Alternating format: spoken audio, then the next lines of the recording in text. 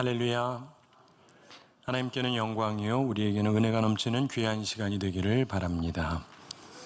요즘 북한에서 사용하는 말들이요 우리 남한에서 사용하는 말하고 상당히 다르다 그래요. 요즘 북한에서 사랑한다는 말을 뭐라 그러는지 아십니까? 내래 동무에게 감정이시오 그런답니다. 여러분 저한테 감정 있으십니까? 하나님께 감정이시오 뭐 이런 거랑 비슷하죠. 자, 하나님은 어떤 분이십니까?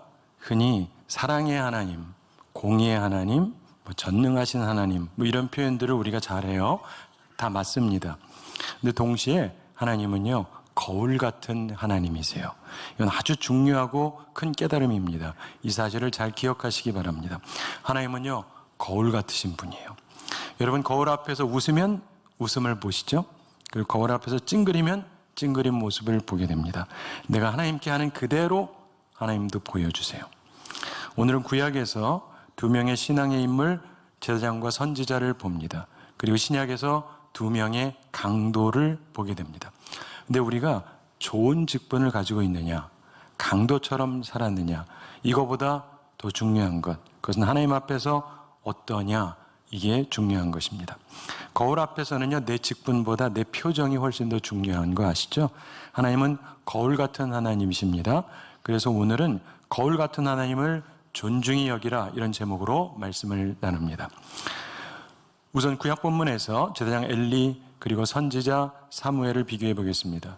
성경은 제사장 엘리는 하나님을 멸시하는 자였다. 그리고 선지자 사무엘은 하나님을 존중히 여기는 자였다. 이렇게 말씀합니다. 우리는 이 두 사람을 통해서 우리의 모습을 한번 점검해 보기를 원합니다. 우선 엘리 제사장을 살펴보겠습니다. 그에게 세 가지 모습이 나타나요. 우리가 조심해야 됩니다. 첫째로 자녀 최우선주의예요. 그에게 치명적인 약점이 있었습니다. 자녀 최우선주의. 바로 본문 앞에 있는 29절 중반에서 내 아들들을 나보다 더 중히 여겨 이런 책망의 말씀이 나오죠. 사랑하는 성도 여러분, 자녀 사랑하셔야 되지만 자녀 사랑이 가장 앞서면 안 돼요. 항상 그럼에도 엘리 같은 사람이 있습니다. 자녀 최우선주의 꼭 극복해야 됩니다. 하나님을 멸시하는 자에게 나타나는 두 번째 특징이 있습니다. 그것은 하나님의 뜻에 관심이 없고 하나님을 이용하려고 하는 것입니다. 30절을 보겠습니다. 그러므로 이스라엘의 하나님 나 여호와가 말하노라. 내가 전에 내 집과 내 조상의 집이 내 앞에 영원히 행하리라 하였으나 이제 나 여호와가 말하노니 결단코 그렇게 하지 아니하리라. 나를 존중히 여기는 자를 내가 존중히 여기고 나를 멸시하는 자를 내가 경멸하리라. 하나님의 이런 경고의 말씀을 듣고도 엘리 집안은 하나님의 뜻에 관심이 없어요. 그리고 계속 하나님을 이용합니다. 그래서 4장에 보면 사무엘상 4장에 이스라엘이 블레셋하고 싸우다가 패하죠.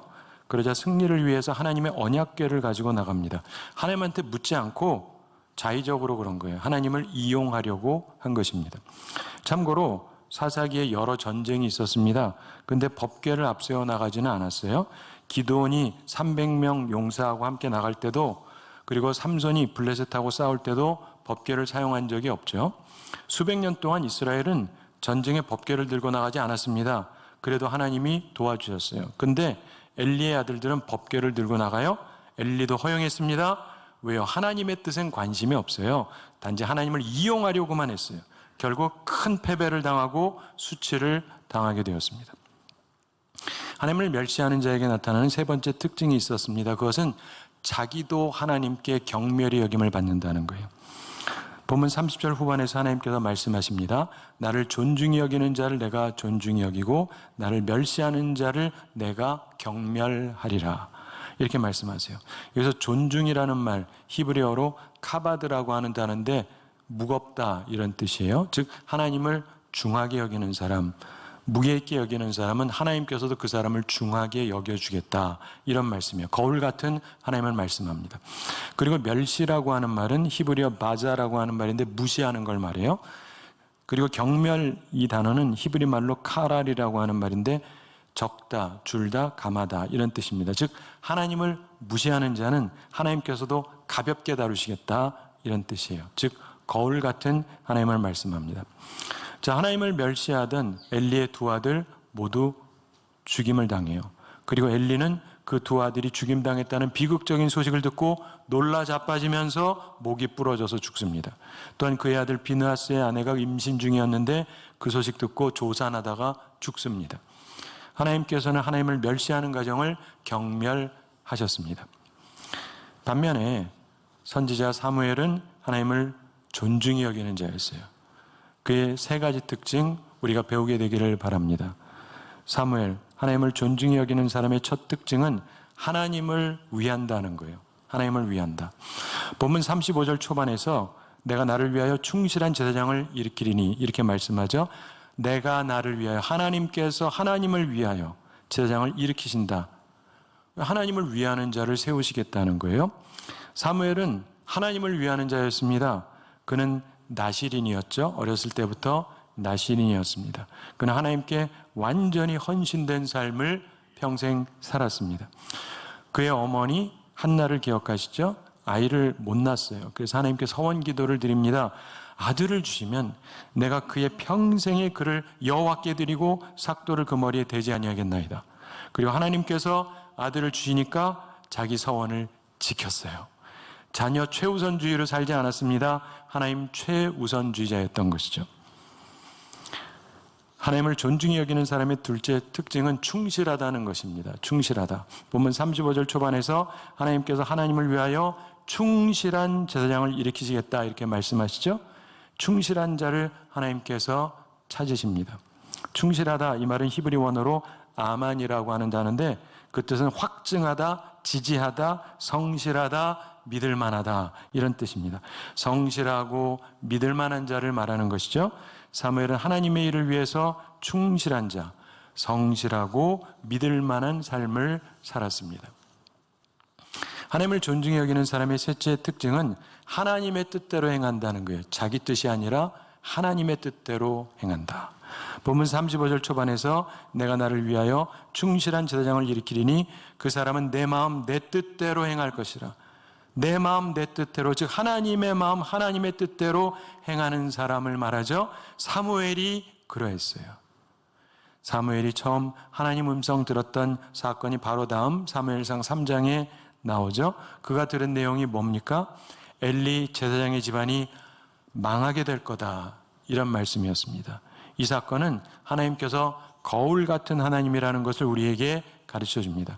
심은 대로 거둔다 이 원리를 보게 돼요. 하나님은 거울 같은 하나님이십니다. 거울 같은 하나님을 기억하면서 우리는 하나님 최우선주의자가 되어야 되는 거예요. 사랑하는 성도 여러분, 제사장 엘리처럼 사시겠습니까? 선지자 사무엘처럼 사시겠습니까? 하나님은 거울 같으신 분이에요.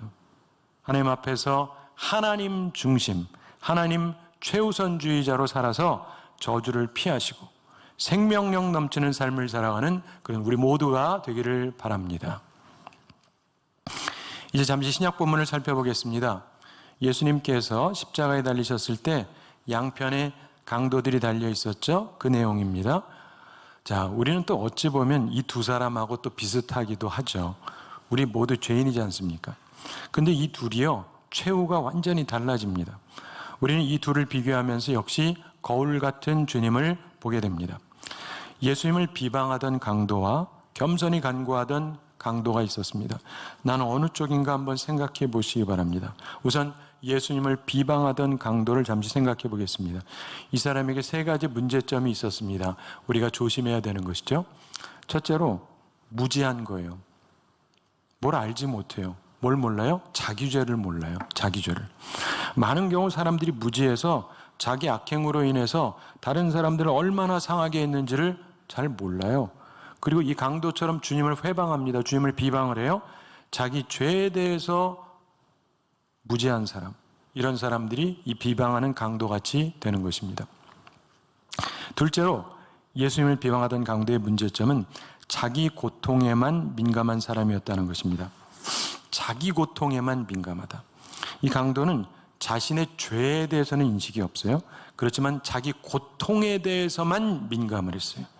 39절에 달린 행악자 중 하나는 비방하여 이르되 내가 그리스도가 아니냐 너와 우리를 구원하라 하되, 이렇게 설명되죠. 이 강도는 매우 교만하게 예수님께 명령을 합니다. 내가 그리스도가 아니냐 너와 우리를 구원하라. 죄의 고백, 뉘우침 이런 건 전혀 없고요. 고통에만 민감한 이 강도 같은 사람들이 생각보다 꽤 많습니다. 세 번째로 예수님을 비방하던 강도의 문제점은 불경한 요구예요. 그가 예수님에게 내가 그리스도가 아니냐 너와 우리를 구원하라. 이 말 정말 불경한 말입니다. 세 가지 돌아오지 않는 것이 있다고 그러죠. 쏘아버린 화살, 지나가버린 기회, 그리고 입에서 나가버린 말입니다. 우리는 항상 말을 조심해야 돼요. 구약에 보면은 이스라엘 출애굽 1세대가 가나안에 들어가지 못하고 죽게 되죠. 왜 그랬습니까? 그들이 말로 하나님을 원망하면서 차라리 광야에서 죽는 것이 나을 거라고 했기 때문입니다. 하나님께서 말씀하셨습니다. 내 삶을 두고 맹세하노라. 너희 말이 내 귀에 들린 대로 내가 너희에게 행하리니 너희 시체가 이 광야에서 엎드러질 것이라. 우리가 얼마나 말을 조심해야 되는지를 기억해야 됩니다. 구약만이 아니요 신약도 마찬가지입니다. 예수님께서 직접 말씀하셨어요. 마태복음 12장 36절에서 말씀하셨습니다. 내가 너희에게 이르노니 사람이 무슨 무익한 말을 하든지 심판날에 이에 대하여 신문을 받으리니. 사랑하는 성도 여러분, 무지하고 자기 고통에만 민감하고 불경하게 요구하는 이 비방하던 강도에게 예수님께서는 어떤 자비도 베풀어 주지 않았습니다. 그에게 아무 대꾸도 하지 않으셨어요. 주님의 어떤 자비도 없다면, 어떤 대꾸도 없다면 혹시 내가 그 강도 같지 않은가 스스로 돌이켜보시기 바랍니다. 우리는 겸손한 요청을 한 강도를 보고 배워야 됩니다. 그에게 세 가지 중요한 모습을 발견할 수 있습니다. 첫째로 그는 자신을 알고 있었어요. 자기 죄에 대해서 알고 있었어요. 41절 초반을 보십시오. 우리는 우리가 행한 일에 상당한 보응을 받는 것이니 이에 당연하거니와. 그는 지금 인류 역사상 가장 잔인한 사형으로 알려진 십자가형을 받고 죽어갑니다. 그런데 자신이 행한 일에 합당한 벌을 받는 거라고 말해요. 그는 자신의 죄에 대한 분명한 인식을 가지고 있었습니다. 인간의 근본적인 문제는 죄입니다. 이 죄를 인식하지 않는 한 어떤 개혁도 어떤 노력도 결국 무용지물이 되는 거예요. 여러분, 인류 역사상 얼마나 많은 개혁이 있었습니까? 혁명도 얼마나 많았습니까? 그러나 인간의 문제들은 여전히 깊어져 가요. 왜요? 인간은 근본적으로 부패했기 때문이에요. 여러분은 스스로의 죄를 알고 계십니까? 둘째로 겸손한 요청을 한 강도의 둘째 특징은 그가 하나님을 알고 있었다는 거예요. 그는 비록 죄인이었습니다. 그러나 하나님을 제대로 알고 있었어요. 그가 하나님의 중요한 두 가지 속성을 분명하게 깨달아 알고 있었습니다. 우선 그는 하나님의 공의를 깨닫고 있었습니다. 하나님은 공정하고 의로운 분이라는 걸 알고 있었어요. 그가 이렇게 보응받는 것도 당연하다라고 말했어요. 또한 그는 하나님의 사랑을 깨닫고 있었습니다. 그는 비록 최고의 고통을 받고 있었지만 그런 자기 옆에 함께 그 고통을 받고 계시는 무죄한 예수님, 하나님의 아들을 보면서 하나님의 사랑을 깨달았던 것입니다. 이 강도는 자신을 알고 하나님을 알았어요. 제대로 알았어요. 자신이 죄인이라는 걸 알고 하나님은 공의로우시며 또한 사랑이시라는 걸 깨달았습니다. 우리에게도 이런 깨달음이 진정으로 있게 되기를 바랍니다. 겸손한 요청을 한 강도의 세 번째 특징이 있습니다. 그의 말이 남들하고 달랐다는 거예요. 이게 굉장히 중요한 얘기예요. 그의 말은 두 가지 면에서 보통 사람들하고 너무나도 차이가 나요. 그 첫째 면이 뭐냐면 예수님 변호입니다. 그는 예수님을 변호한 말을 했어요. 그는 예수님께서 잡혀가실 때 예수님을 변호했던 유일한 사람이에요. 예수님을 죄인으로 몰고 십자가로 끌고 갈 때 사람들이 모두 입을 다물었잖아요. 그러나 이 강도는 입을 열어 소리쳤습니다. 저는 여기서 개역 성경을 인용합니다. 이분의 행한 것은 옳지 않은 것이 없느니라. 이분이 행한 것은 옳지 않은 것이 없느니라. 저는 이 말씀을 깊이 묵상하면서 참 가슴 저리는 깨달음을 얻었습니다. 이 강도는요, 마지막 순간에 정말 위대한 일을 한 거예요. 모두 두려워가지고 입을 다물고 있을 때 그는 입을 열어서 예수 그리스도의 무죄를 증언했단 말이죠. 그의 짧은 말은 어떤 설교보다도 강력한 선포였습니다. 그는 강도였어요. 그러나 이제 예수님의 증인으로 혹은 예수님의 변호사로 증언을 한 겁니다. 그는 그런 특권을 받은 자였어요. 예수님의 변호사. 그 제가 붙인 수식어입니다만 하여간 그는 예수님의 변호사였어요. 모두 입을 다물던 그때 그는 입을 열어서 증언했잖아요. 사랑하는 성도 여러분, 우리에게도 그런 담대함이 있기를 바랍니다.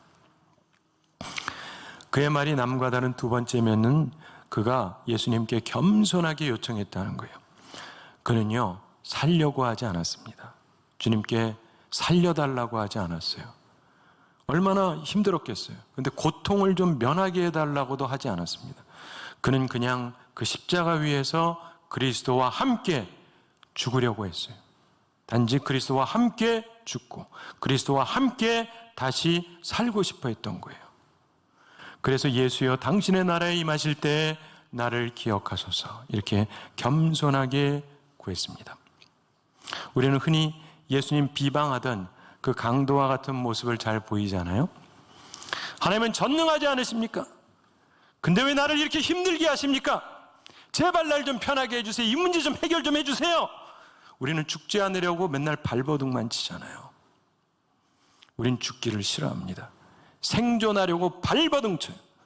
그런 목사, 그런 장로, 그런 관사, 그런 집사, 그런 그리스도인이 얼마나 많습니까? 도대체 주와 함께 죽으려고 하지를 잘 않아요. 하늘에 미리 죽어야 많은 결실을 맺고 죽어야 부활의 영광이 있는 것인데 우리는 도대체 죽으려고 하지를 않습니다. 그러나 예수님께 겸손하게 요청하던 이 강도는 죽기로 했어요. 주와 함께 죽으려고 했습니다. 잘 생각해 보시면은 바로 이 강도가 주님과 함께 죽었던 첫 사람이었습니다. 42절에 보면 그가 겸손하게 요청합니다. 이르되 예수여 당신의 나라에 임하실 때 나를 기억하소서. 그의 간구에 예수님께서 귀중한 약속으로 답해 주셨습니다. 43절을 보십시오. 예수께서 이르시되 내가 진실로 내게 이르노니 오늘 내가 나와 함께 낙원에 있으리라 하시니라. 한번 같이 읽어볼까요? 예수께서 이르시되 내가 진실로 내게 이르노니 오늘 내가 나와 함께 낙원에 있으리라 하시니라. 저 예수님께서 내 변호사, 나와 함께 죽은 첫사람, 네가 비록 강도였지만 오늘 내가 나와 함께 낙원에 있을 것이다. 이렇게 말씀하신 겁니다. 이 낙원이라는 말은요, 파라데이소스라고 해서 벽을 두른 정원이라는 뜻을 가진 페르시아 말에서 전래된 말입니다. 그 당시에 페르시아 왕이 백성 중에서 누군가를 아주 특별하게 영광을 베푸려고 할 때 그를 자기 정원에 들어오게 합니다. 아무도 못 들어와요. 근데 들어오게 해서 왕과 함께 친구처럼 정원을 거닐 수 있게 하는 영광을 베풀었습니다. 예수님께서 이 겸손하게 요청하는 강도에게 하신 약속은 단순히 천국 간다, 영원히 산다 이 정도가 아니에요. 예수님께서는 그에게 하늘나라 정원의 길에서 예수님의 친구로서 영원한 처소에서 함께 걸어주겠다 이렇게 약속하시는 거예요. 여러분, 십자가형은 보통 며칠에서 몇 주의 고통을 받다가 죽습니다. 그런데 그는 예수님께서 오늘이라고 하신 바로 그날 죽어요. 십자가형은 빨리 죽는 게 축복입니다. 오랜 고통당하지 않고 그날 오후에 죽었어요. 그리고 주님의 약속대로 낙원에 갔습니다. 그날로 그의 고통은 모두 영원히 끝난 거예요. 그 강도의 요청은 미래적인 요청이었습니다. 그러나 주님께서는 미래가 아니라 오늘 내가 나와 함께 낙원에 있으리라. 이렇게 말씀하셨고 그 약속을 지키셨어요. 그날로 그의 모든 고통은 완전히 끝난 거예요. 영원히. 오늘 우리는 예수님 양옆에 있던 강도 중에 어느 강도에 해당하는지 겸허하게 우리의 모습을 점검해 볼 필요가 있습니다. 그리고 우리의 기도가 주님을 비방하던 강도와 같은 그런 형태의 기도가 되지 않도록 조심해야 돼요. 그리고 살려달라는 기도라기보다 오히려 주님과 함께 죽겠습니다, 이런 기도를 해야 돼요. 그리고 주님과 함께 죽겠으니 주님의 나라에서 나를 기억해달라, 이렇게 기도해야 됩니다. 그러면 주님께서 우리에게 부활의 영광으로 함께 하시는 거예요. 우리의 기도는 주님께 겸손하게 요청했던 그 강도와 같은 기도가 되어야 할 것입니다. 그래서 부활의 능력을 체험해야 될 것입니다. 말씀을 맺습니다. 사랑하는 성도 여러분, 하나님은요 거울 같은 하나님이시요. 거울 같은 하나님. 제사장이지만 저주받고 가정이 망한 엘리처럼 살지 마시고 선지자 사무엘처럼 하나님 존중해서 하나님께 존중의 여김을 받으시기 바랍니다. 그리고 비록 우리가 강도같이 살아왔다 할지라도, 죄가 크더라도 비방하는 강도처럼 하지 마시고 겸손하게 요청했던 강도처럼 주님께 구하시기 바랍니다. 그래서 거울 같은 주님께서 오늘 우리의 모든 고통을 제거해 주시겠다라고 하는 귀한 은총의 약속을 받고 은총의 삶을 살아가는 우리 모두가 되기를 우리 주님의 이름으로 축원합니다.